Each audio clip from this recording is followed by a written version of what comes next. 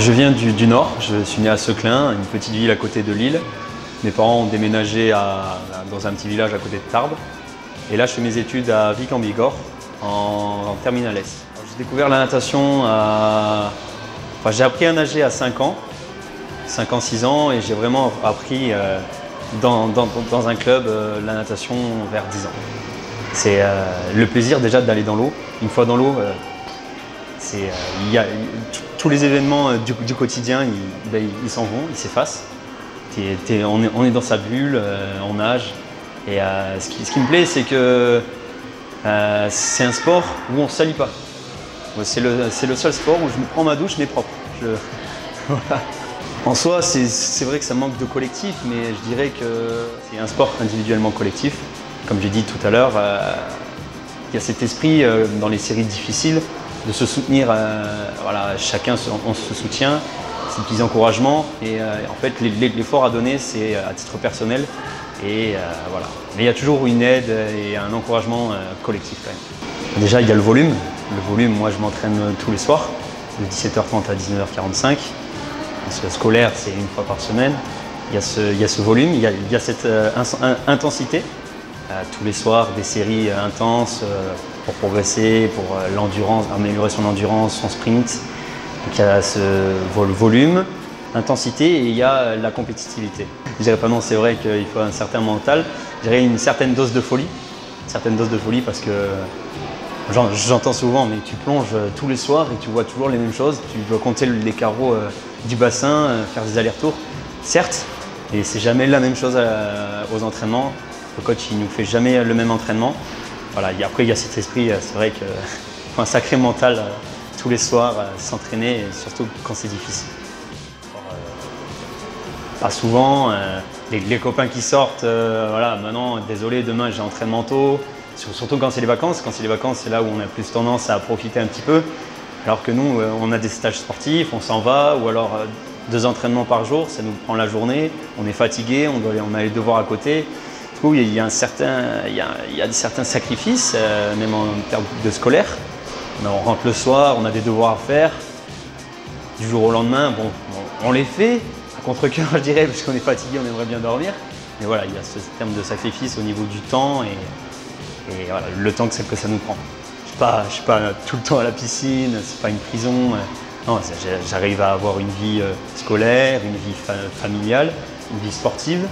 J'arrive à profiter de la vie pleinement, et je dirais même que la natation, ça fait partie de ma vie. Du coup, si on me l'enlève, je dirais que là, ça va plus.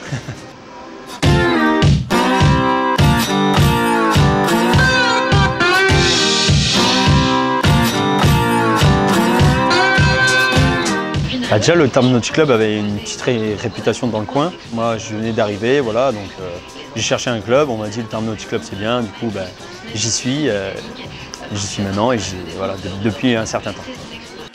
Quand on est plusieurs nageurs à intervenir dans des compétitions nationales, c'est vrai qu'il y a plus de challenge à l'entraînement. On se tire un peu plus, je dirais, la bourre. Donc c'est important. Et c'est vrai que les nageurs qui arrivent là, ils ont un sacré niveau et ils vont prendre la relève. J'ai quelques noms en tête et je pense les voir dans les plus grands championnats dans quelques années. Alors je suis recordman encore du 50 et 100 mètres d'eau au niveau régional, catégorie 15 ans. J'ai plusieurs titres départementaux, régionaux, plusieurs participations à des meetings internationaux. Je pense à l'Espagne, plusieurs sélections en équipe de France Sud-Ouest et beaucoup de participation au championnat de France N1. C'est vrai que pour préparer une compétition nationale et une autre compétition, c'est pas la même chose, c'est pas le même niveau, c'est pas la même concurrence, c'est pas le même stress à gérer. Parce que quand on arrive dans une grande compétition, quand on rentre dans la piscine et on voit tout ce monde-là, c'est vrai que ça impressionne. Du coup, il y a ce stress aussi à travailler. Et je dirais que c'est pas le même travail en dehors de l'eau. Mais dans l'eau, ça reste le même travail parce que ce soit en compétition départementale ou internationale, il faut toujours aller à fond, il faut toujours viser le plus haut et aller au bout de soi-même. Vous savez, quand j'ai obtenu mon record régional, c'était à Bayonne, sur le 50 d'eau en premier. Je me suis retourné, j'ai vu le tableau, je me suis dit, c'est pas possible. c'est pas moi. J'étais agréablement surpris avec donc le coach. Voilà, il a fait son travail aussi parce qu'à cet âge-là, il m'a remis les pieds sur terre. Enfin, dire c'est très bien, il faut continuer. Et c'est vrai que ça motive beaucoup. Et la preuve, je suis encore là et toujours à fond. Je suis rentré au pôle espoir de natation de Limoges.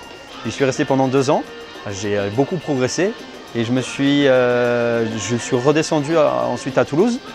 Donc là, c'était une section sportive, toujours à la même intensivité.